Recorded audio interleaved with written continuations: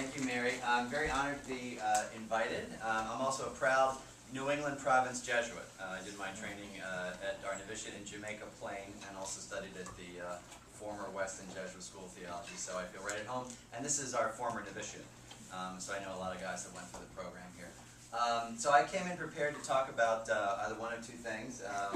Gave Mary a choice, and you know, I asked Mary, you know, what would be the most useful thing for the group, and we decided that I'd talk about a particular form of prayer, and to try to help lead you through a little bit of a kind of a meditation today. So the other topic was, you know, where to buy my books. Very beautiful topic.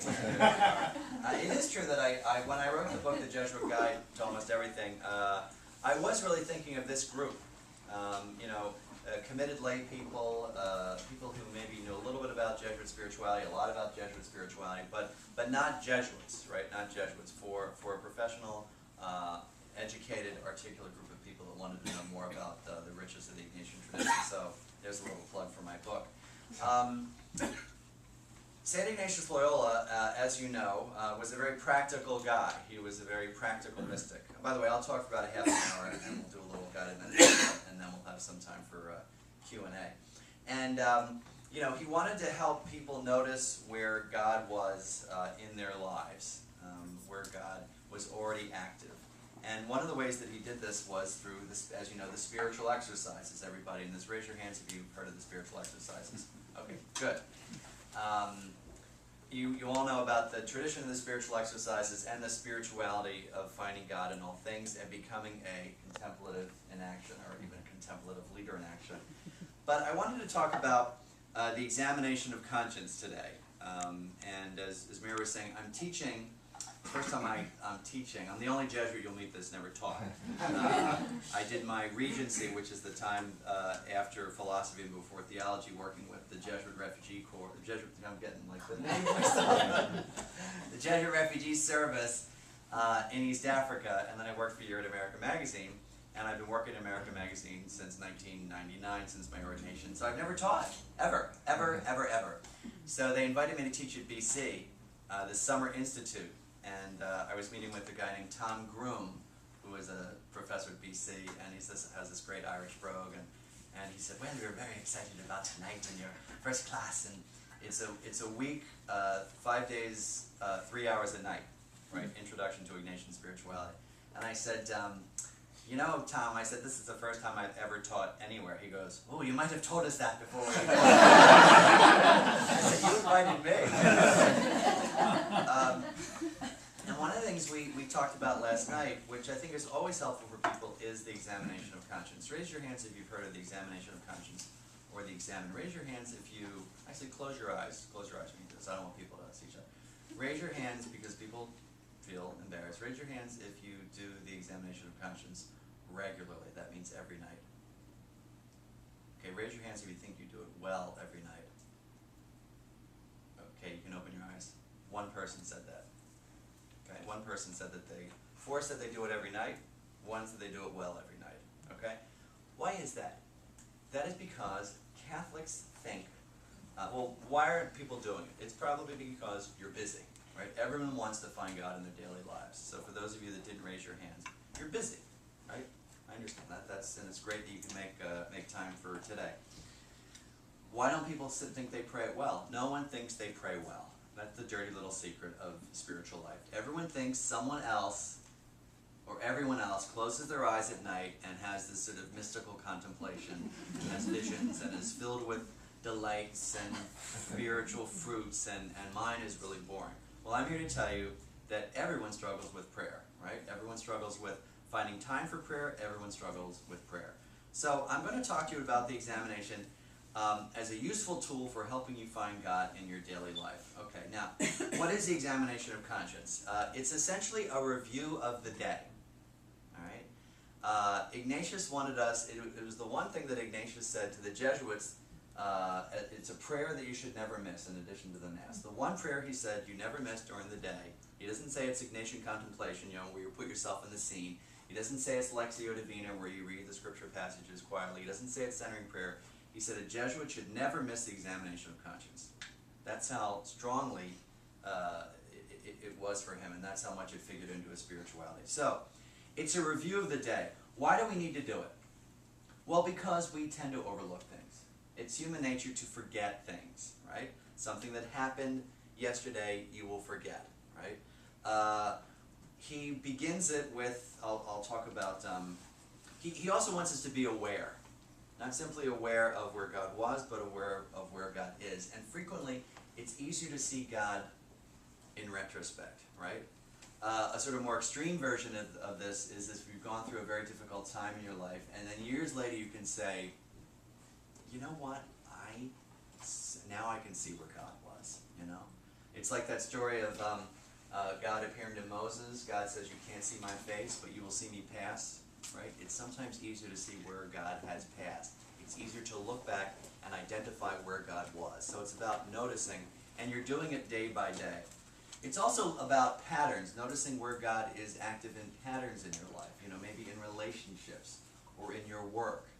You know, if you start to say to yourself every night, you know what, I am really so grateful for my job, and I've never really recognized this, you know, and that happens night after night after night. It creates in you, when you're at work, a sense of gratitude. You're more aware of it because you've actually kind of looked at it and analyzed it. And of course, it moves you to change. The examination of conscience moves you to conversion and change. It's not simply about noticing and saying, oh, that's nice, you know, and then going back to your day. It's noticing. It's becoming more grateful. It's inviting you to conversion. Okay, so what is it? Okay, well, there's many ways of doing it.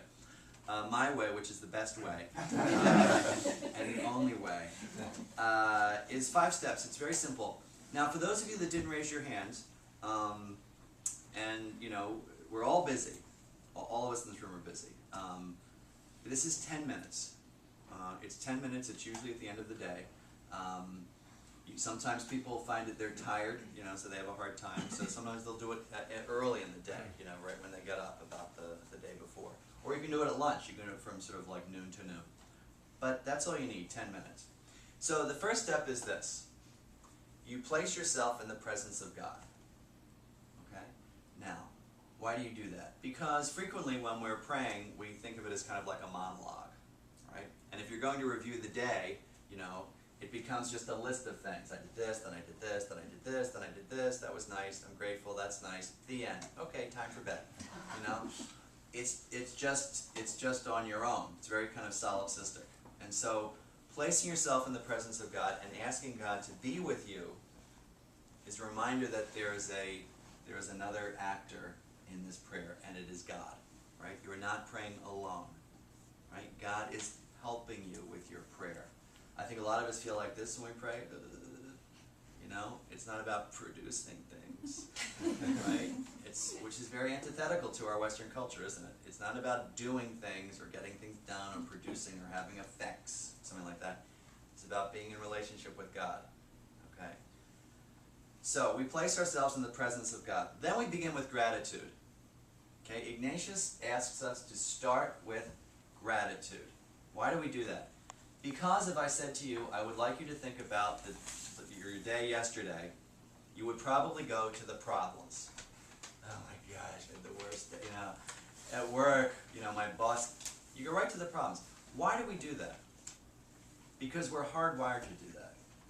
Now, a couple days ago, I was standing on the subway platform in New York, and I always think that's very interesting in terms of like how we're sort of built physiologically. And I was here, and out of the corner of my eye, I mean, I'm not like, I don't have like special bat vision or anything. I saw something move, and I went over, and it was a rat. Right? It was well, you know, I mean, it's New York. I'm sure they have them on the T too. And it was a rat, and I thought, isn't that interesting? Like without even sort of trying, my body, my eye picks that up. Well, where does that come from? That comes from our kind of caveman, cavewoman senses, right? We're alert. I mean, I was reading an article that said that, you know, to be able to distinguish something in the bush, you know, could mean the difference between life and death, right? So if you think about natural selection, the people who are the most attentive are the ones that are going to be surviving, right? So we have this tendency, normally, to be very attentive, right? And that works in terms of, if you're a caveman, right, or a cavewoman, that's great. It doesn't work so well in the spiritual life to sort of focus on the problems or go to here, right? Now, the most contemplative cave person would probably be eaten by the saber-toothed tiger, right? Like, oh, I'm just enjoying the... So you think about it, we're bred to be problem solvers and looking for problems. And we're also very, all the people in this room are very accomplished people. We're problem solvers. I think that's a good thing to be, right? To look for something that needs fixing. The problem is when you start your examen like that, you miss the gratitude. So St. Ignatius says, begin the examination of conscience with gratitude. Consciously calling to mind things that you're grateful for and savoring them. Very simple things. It doesn't have to be, it could be big things, like I got a raise or I got a promotion or something went really well at work or I'm engaged or, I discovered Clea, we came up with a new name, I'm so happy. It could also be small things. It's beautiful outside. I got a call from a friend I haven't heard from. I laughed a lot at lunch. Yesterday at BC, we did the examination, and in the class, as we'll soon do, and a woman said, I thought it was so sweet, I was telling Mary beforehand, a woman said, I was leaving for class, and my little daughter, who's 4, came up and she was eating Cheetos, and there was yellow, the Cheetos all over her mouth, and she kissed me through the screen door. Isn't that a beautiful image? And I remembered that, and as I was doing the exam, I could smell the screen door, the Cheetos, her shampoo. You would miss that, if you went right to, oh, my boss has this problem with me, So Ignatius wants us to ground ourselves in gratitude and just savor things. And it could be anything. I did a video for Loyola Press a few years ago called Finding God in All Things. I helped them, but there were other Jesuits as well, John O'Malley and Greg Boyle and all these other people. And they asked me to talk about the examination of conscience. And so we filmed it a couple times, they did a couple takes. And as an example, I had just had lunch and I had a really nice orange. And I said, it doesn't have to be a big thing, it could be a raise, but could it be the taste of an orange at lunch that you had? And they said, well, do it again. So I did a different camera angle. Could be the taste of an orange and this, blah, blah, blah, and then do it, wouldn't do it like far away and stuff. And when they cut it, they had different parts of Ignatian spirituality, and they kept coming back to me for gratitude, and I kept saying, like an orange. You have an orange. So this friend of mine did it in his class with his students, and he showed the tape, and he called me up. He's like, what's with you and oranges? So gratitude. Then you recall the day. You review the day from start to finish. What did you do? Where did you experience God? Where did you feel God's presence? From start to finish. It's like, sort of rewinding a tape. It's kind of old-fashioned now, but rewinding your DVR and looking through your day. As one Jesuit said, rummaging through your day and seeing where God was, and just noticing where God was. Then the fourth step is sorrow. Unless I don't see the Blessed Mother of Jesus in this room unless they're very well hidden. Well, actually they're there on the painting.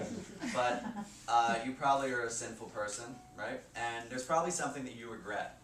It might be a grave sin, it might be something kind of selfless or selfish that you did, someone you didn't sort of extend courtesy to. You bring it up and you ask God for forgiveness. And you may also decide that you want to avail yourself of the sacrament of reconciliation in the future. And then finally, you end with grace. You ask God for the grace for the next day. It's moving ahead, essentially. Now, the examen is really meant to help us see where God was. And I'll give you a very quick story, and then we'll try it out. And then we'll have some time for Q&A. Part of my Jesuit training, I did my novitiate in JP. I went to my philosophy studies at Loyola Chicago. And part of our time at Loyola Chicago, was working in ministries, outside ministries. It wasn't just philosophy. And the first year, we got our pick of ministries. I worked with a guy who worked with street gangs in the inner city of Chicago. It's this guy named Brother Bill, this kind of latter-day, modern-day St. Francis of Assisi. And he would work with gang members. And he would stand in the middle of warring gang factions, and he would stop them from fighting just by his presence. It was amazing. And I thought, I definitely want to do that. That is so cool. You know, which is probably the wrong way to discern, but I thought, you know, we get to wear cassocks, you know, it's like so cool. And I did this really cool work. I worked with the street gangs. We, in fact, stood in the midst of them when they were fighting. You could see bottles flying over their heads and our heads. And the idea was, by the way, we gave them an excuse to stop. Like, we don't want to harm, you know, Brother Bill and, as they called us, the Black Robes. And you know, it was a lot of one-on-one work with the guys. It was really interesting. I mean, it was very like gritty, and he was written up in the paper. I thought it was so cool. And actually, there was a hole in the cassock that the Jesuit scholastics used, who worked with Brother Bill. And one of the Jesuit scholastics said to me, "Oh yeah, you know what? That's a bullet hole from where one of the guys was like shot." I was like, "Oh, that is so cool." And I went to my Jesuit here and I go, "Look, this is like," he goes, "That's a cigarette burn." So the next year, however, I worked with, I couldn't do the same thing each year. I worked with at a community center, and I was helping poor and homeless people find jobs. And I worked for GE, as you heard, for 6 years in corporate finance and HR. And so I had some talent in terms of helping people with their resumes. And so I would work with people, help them do practice interviews, write resumes, go through the want ads. This is pre-Craigslist, way pre-Craigslist, pre-internet. And, you know, people would come to me and it just seemed kind of dull.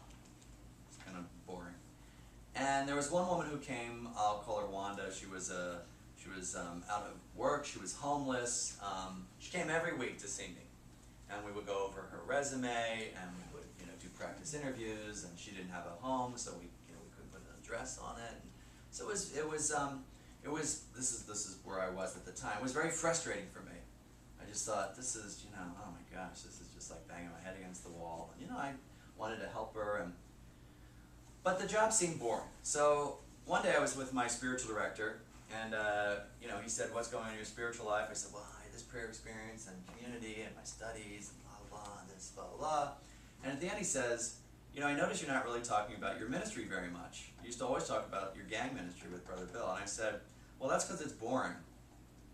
And he goes, "What do you mean?" I said, "It's just, you know, I'm gonna just sit at a table and I help these people, and it's not really exciting." And he says, "Maybe it's boring because you're not praying about it." And I said, "No, it's boring because it's boring." And he said, "Well, I want you the next time that you go to the community center, I want you to, that night, think about the work." So anyway, like a day or two later, we would go like 3 days a week, and I went to the Howard Area Community Center. And so that night I went through did my examen. Jesuits never miss the examen. You know, okay, we've got presents, gratitude, oh, I had a nice orange. Day, blah, blah, blah, I did this, that was nice, so thank you, blah, blah, blah, blah, blah, sorrow, oh, I shouldn't have done that, grace, okay, oh, and I thought, oh, I forgot, and now I have to pray about my ministry. So I called Wanda's face to mind, and I started crying. I couldn't believe it. I was like, now, as I described her before, she sounds like just a pain in the neck.